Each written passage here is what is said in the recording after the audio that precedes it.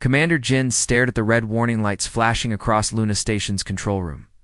Something was wrong. Very wrong. The communications from Earth had gone silent 20 minutes ago, right in the middle of his weekly report to headquarters. "Sir, we're getting emergency signals from 12 different colonies," reported Lieutenant Park, her voice shaking. "They're all saying the same thing. Some kind of plague is spreading fast." Jin felt his stomach drop. He'd been stationed on Luna for 3 years, watching over the mining operations that kept humanity's expansion running. Nothing had prepared him for this moment.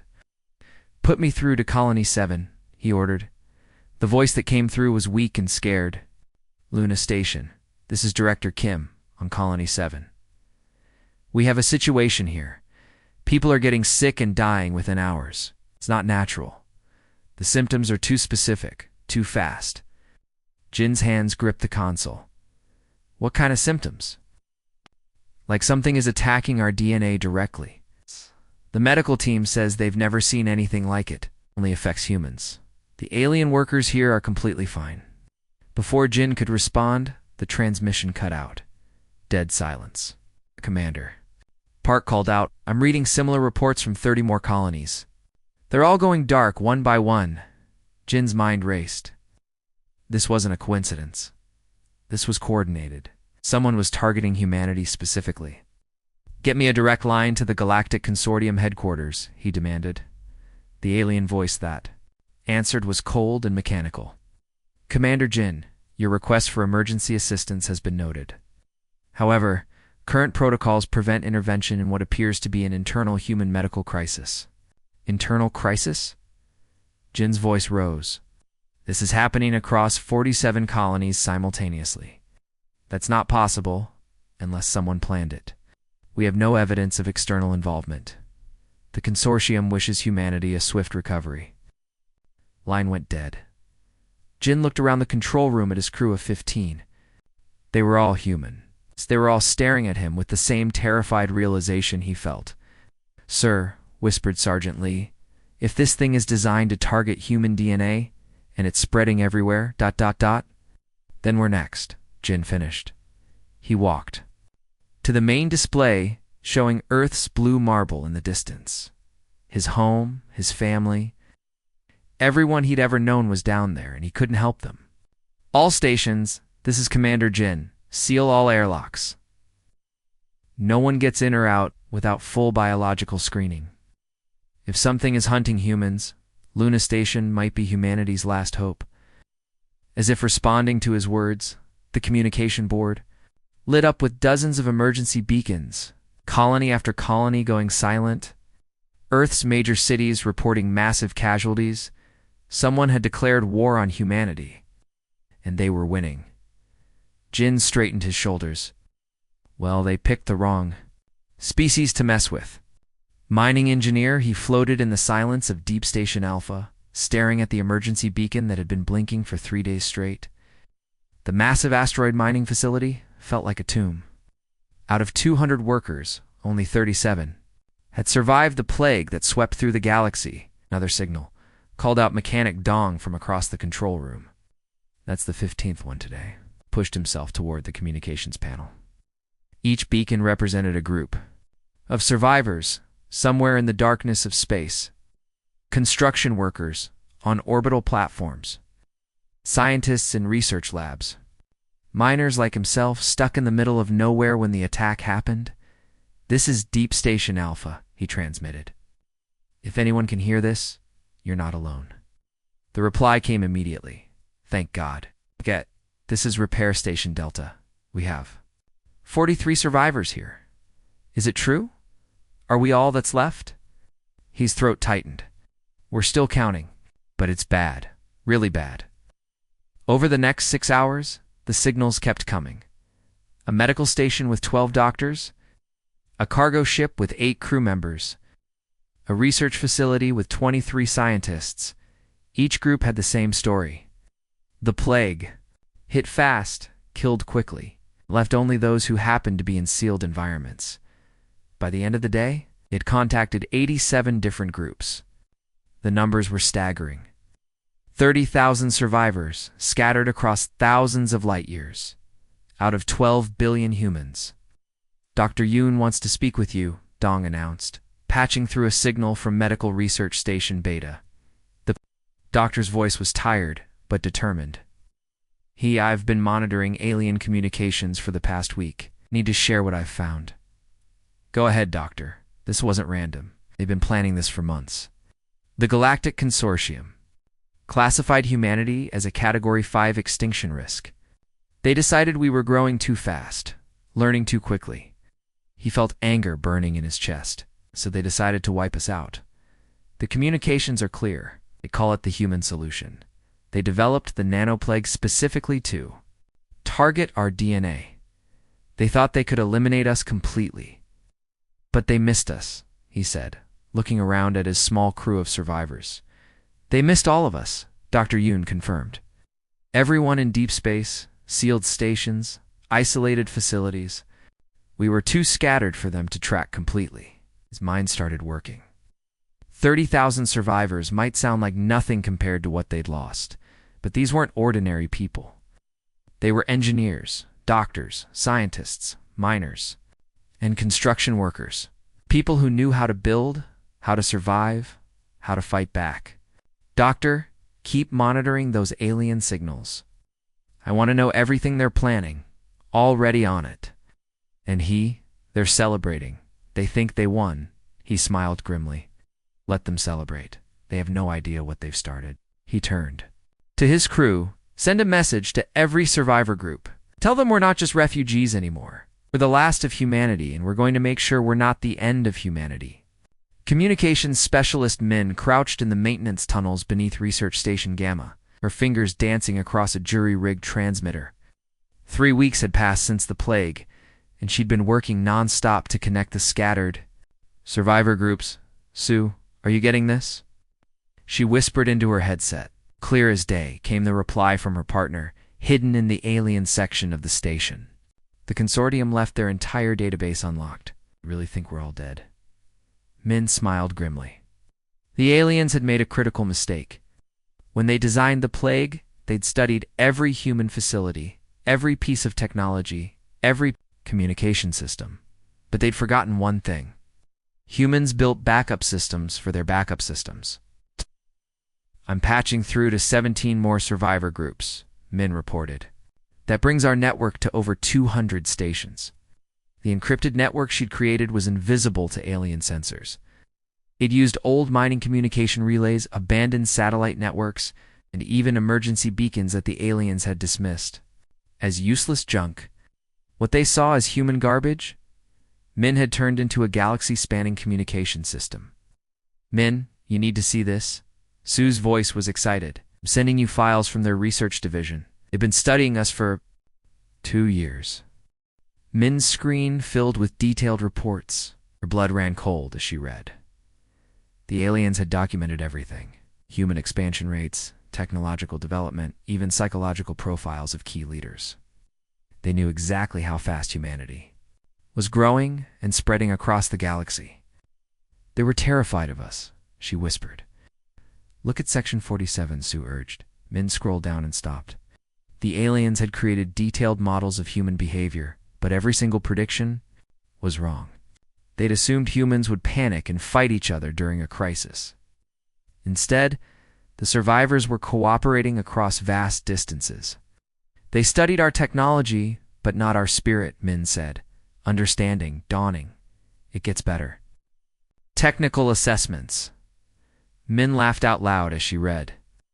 The aliens had carefully cataloged every human invention, every piece of equipment, every weapon. They'd created perfect copies of human technology to counter it. They'd missed the most important thing about human engineering. They copied what we built, but they don't understand how we think, Min realized. Exactly. They see a communication array and think it only communicates. They don't realize we can turn it into a weapon, a sensor, or a navigation system. Min's fingers flew across her keyboard. Sue, I'm uploading all this data to the network. Every survivor group needs to see this. Good idea. What's our next move? Min looked at the vast archive of human technology in front of her. The aliens had done them a favor. They'd collected every piece of human innovation in one place, thinking they'd eliminated the minds that created it. "We turned their homework against them," Min said. "They want to know how human technology works. Let's show them what happens when you give desperate humans access to their own blueprints." She began typing furiously, sending instructions to survivor groups across the galaxy. The resistance was about to begin. Tech specialist.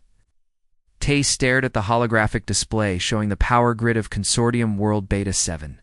Every circuit, every relay, every backup system glowed in blue light before him. He knew this system better than the aliens who now controlled it because humans had built it. "Remind me again why we're helping these guys set up their infrastructure?" asked Engineer Kong, floating beside him in the cramped maintenance pod. "Because they paid us well," Tay replied. "And because they never thought we'd survive to use that knowledge against them." That was 6 months ago. Back when the Galactic Consortium hired human engineering firms to upgrade their aging power systems. The aliens wanted human efficiency and innovation, but they'd never trusted humans enough to let them see the big picture. They'd divided every project into small pieces, thinking no one could figure out how it all connected. They were wrong. "I'm initiating Phase 1, Tay announced, his fingers dancing across the control panel. Across the galaxy, 37 other human survivors received the same signal. Each one sat in a hidden location, accessing systems they'd helped build. The first failure looked like an accident. The main power relay on Beta 7 simply overloaded. Standard safety protocols kicked in, switching to backup systems. But Tay had programmed those backups too. They lasted exactly 17 minutes before developing their own mysterious problems. "Beautiful," whispered Communications Officer Lim from her hiding spot near the Consortium's central hub. "Their emergency teams are completely confused." Smiled as he watched the alien technicians scrambling on his security feeds. They were following their repair manuals perfectly, but those manuals assumed the systems would behave normally. These systems had been designed by humans for humans with human thinking. Phase 2, Tay announced. The failures began cascading. As Beta 7's power grid destabilized, it started drawing emergency power from neighboring systems.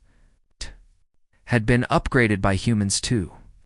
They weren't designed to handle the extra load in the way the aliens expected. "Tay, you genius," came the voice of Mechanic Bay from her position near the industrial sector. "The mining operations on Gamut 12 just went dark. They're all connected. Within hours, 12 different worlds were experiencing unexplained technical difficulties. Transportation systems locked up. Communication networks developed mysterious lag times. Even simple things like air recycling systems began requiring constant manual resets. The aliens had no idea what was happening. Their diagnostic systems showed everything was working normally, but nothing actually worked properly. It was like having a car that passed every test but refused to start. "This is just the beginning," Tay said, watching the chaos unfold across his screens. "They wanted human engineering. Let's show them what happens when human engineers get creative." Began typing commands for Phase 3. The aliens had tried to erase humanity, but they'd forgotten something important. You can't erase the creators of a system without losing control of that system. The ghosts in their machines were very much alive, very, very angry. Captain Na pressed herself against the cold metal wall of the asteroid mining facility, her breath visible in the thin atmosphere. Through her helmet's display, she could see the alien patrol making their rounds. 3 months of careful observation had taught her their patterns perfectly. "Team 2, report," she whispered into her unit. "In position," came the reply from Sergeant O, stationed on the opposite side of the facility. "The aliens just changed shifts. We have a 20-minute window." Na smiled grimly. The Consortium thought they'd wiped out humanity, so they'd gotten careless. This remote mining station had minimal security, just enough to keep the automated systems running. It's perfect for a first strike. "Remember, we need their equipment intact," Na reminded her team of 12 survivors. "We can't build new weapons, but we can steal theirs." She'd assembled this group from 3 different survivor stations. Former soldiers, engineers, and miners who'd all lost everything to the plague. They'd spent weeks planning this operation, studying captured alien communication logs and technical manuals. "Moving in," Na announced. The first alien guard never saw them coming. Na's team had modified construction tools into makeshift weapons, turning mining lasers into precise cutting beams. They moved through the facility like shadows, using maintenance shafts and service corridors that the aliens had never bothered to secure. Control room secured, reported Technician Han, downloading their entire database now. Na reached the weapons locker and felt her heart racing. Rows of alien pulse rifles, energy shields, and portable artillery. Enough firepower to arm 50 humans. But more importantly, enough technology to study and replicate. "Captain, we've got company," warned Specialist Jang from his overwatch position. 3 patrol ships incoming. Na's mind raced. The plan had been to slip in and out quietly, but sometimes plans changed. "All teams, grab what you can. We're leaving in 2 minutes." Her people moved with practiced efficiency. They'd rehearsed this operation dozens of times in abandoned station corridors. Within 90 seconds, they'd loaded stolen weapons and data cores into their salvaged transport ship. "Sir, the patrol ships are hailing the facility," reported Na grinned. "Let them wonder what happened to their friends," as their ship powered. Na looked back at the facility. 3 alien guards were tied up in the storage bay, alive but unconscious. The consortium would find them eventually, along with a simple message painted on the wall in their own language. "Humanity sends its regards." The transport ship slipped away into the asteroid field, its stolen stealth technology making it invisible. 2 alien sensors. Behind them, the facility's alarms finally began blaring. "That's going to get their attention," laughed Na nodded, checking the inventory of captured equipment. "Good. Let them know we're alive. Let them know we're angry." Activated the comm system, broadcasting on the frequency used by all survivor groups. "Operation Ghost successful. Package delivered. Okada, all teams, you are clear to begin your operations." Across the galaxy, 27 other human strike teams received the signal. The war had officially begun. Engineer Wu held the alien pulse rifle. In her hands, her eyes scanning every detail of its construction. The weapon hummed with energy, its crystal core pulsing with a soft blue light. Around her, the makeshift laboratory buzzed with activity as 24 human survivors worked to understand their captured technology. "The power source is fascinating," she murmured to her assistant technician Cho. "It's not just storing energy, it's actually converting matter at the atomic level." Cho looked up from his own workbench where he was dismantling an alien communication device. "How is that possible?" "That's what we're going to find out," Wu replied, carefully removing the rifle's outer casing. 3 weeks had passed since Captain Na's successful raids began bringing in alien equipment. It started as a desperate attempt to arm human survivors, had become something much more significant. The aliens had underestimated human curiosity and adaptability.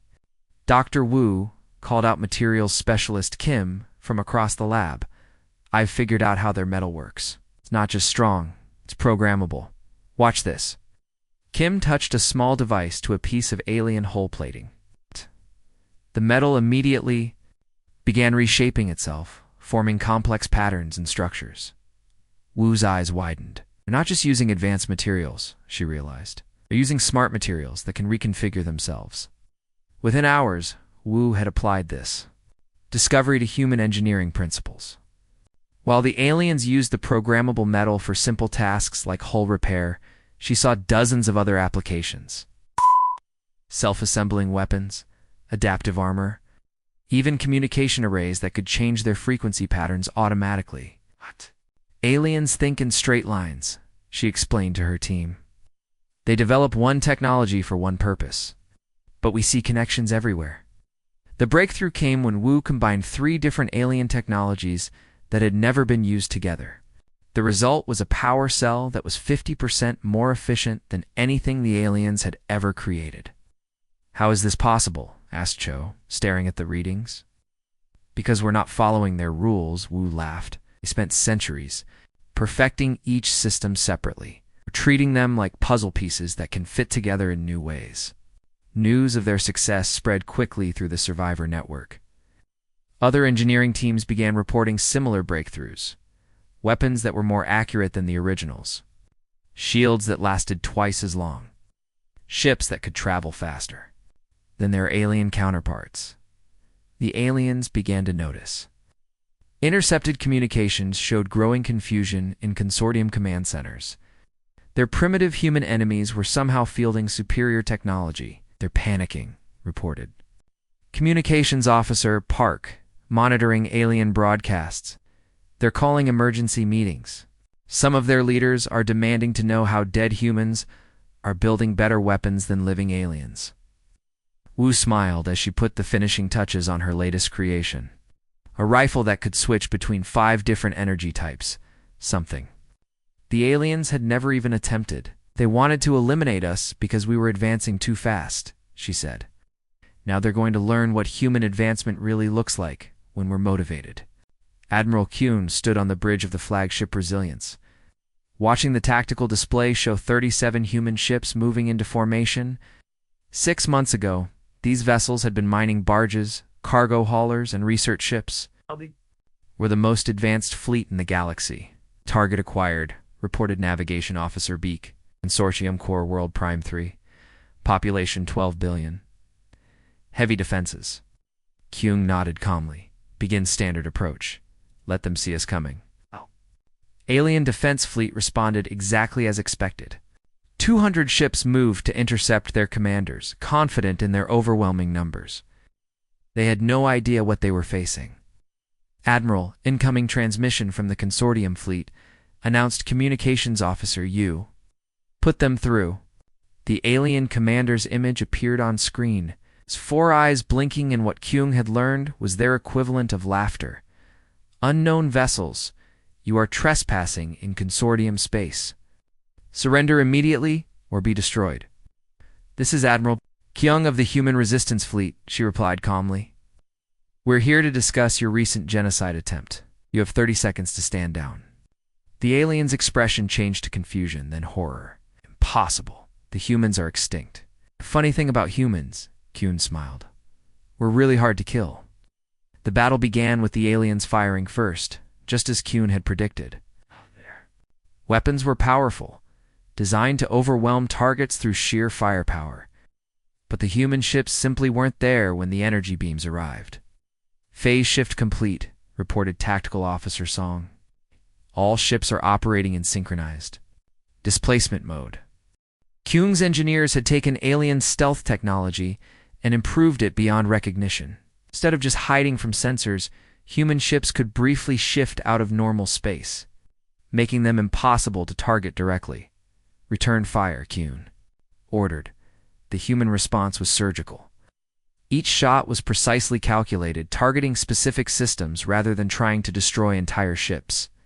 Within minutes, the alien fleet found themselves without weapons, shields, or engines, but still alive.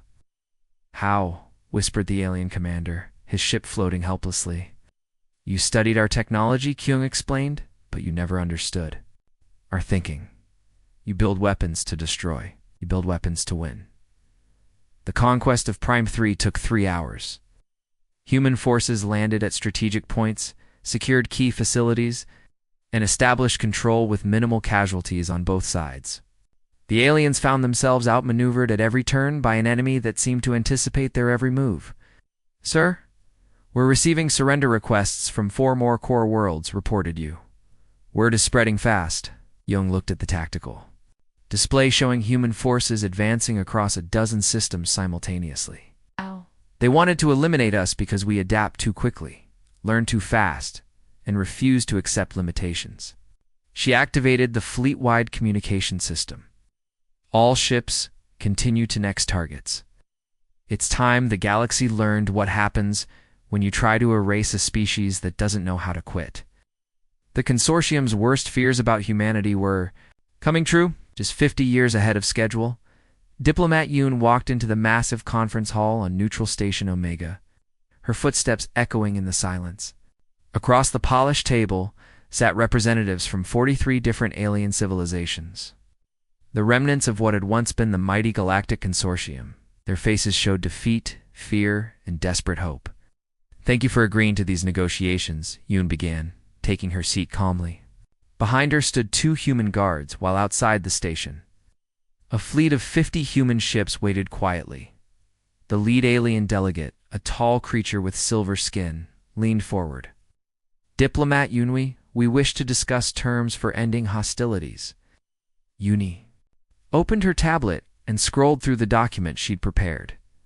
The terms are quite simple. Complete surrender of all military assets, immediate dismantling of the consortium government structure, and full acceptance of human oversight for all interstellar activities. Shocked murmurs rippled through the alien delegation. The silver-skinned delegates' eyes blinked rapidly. Those terms are ... extreme. Surely there's room for negotiation, is there? Yoon asked, her voice remaining perfectly calm.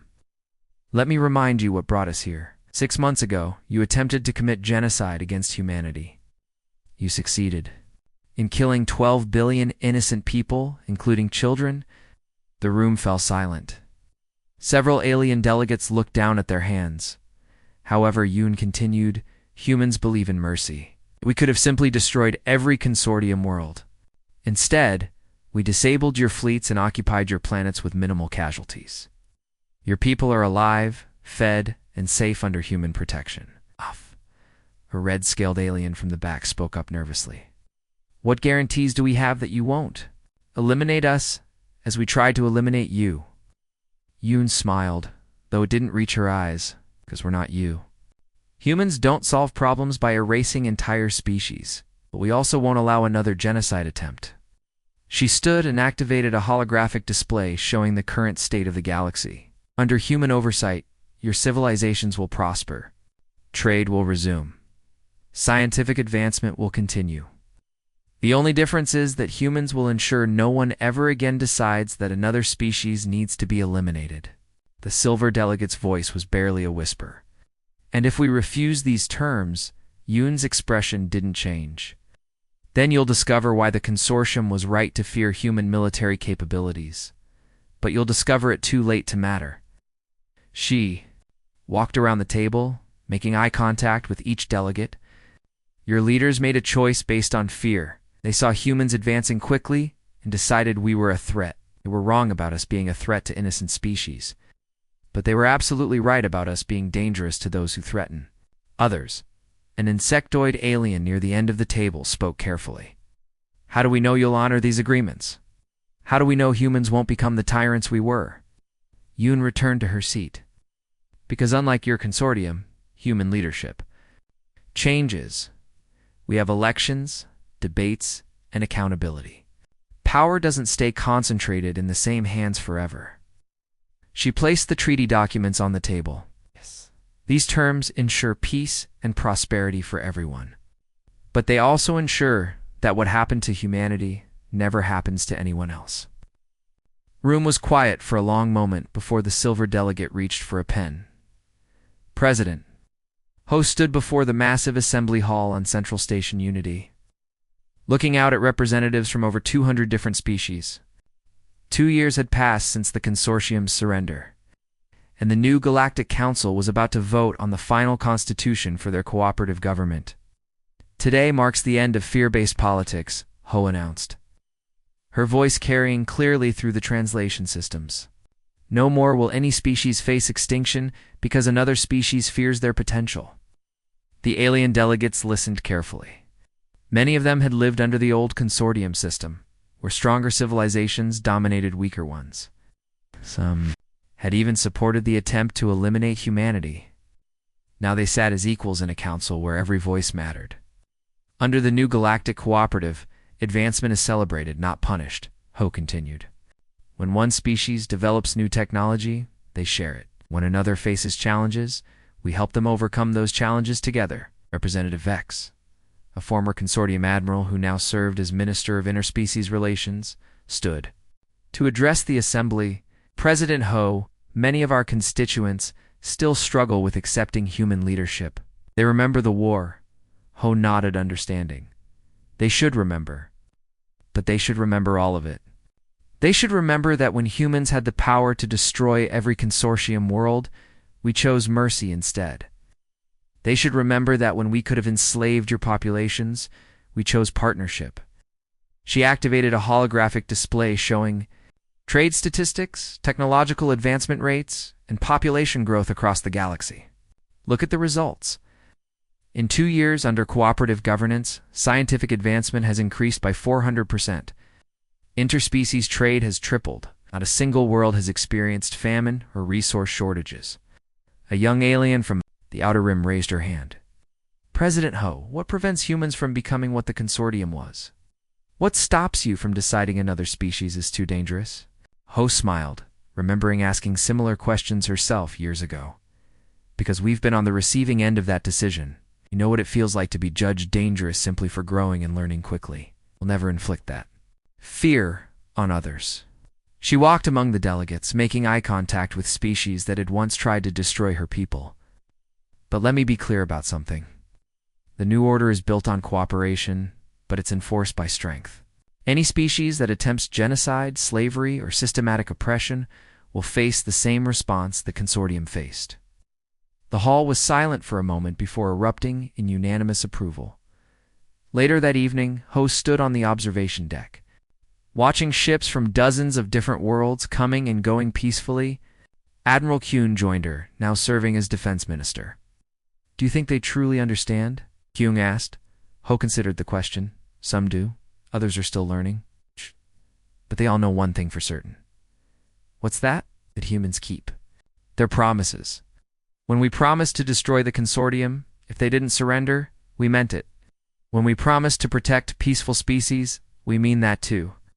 She looked out at the bustling station. They tried to erase us because they feared what we might become. Now they know exactly what we became. They're protectors.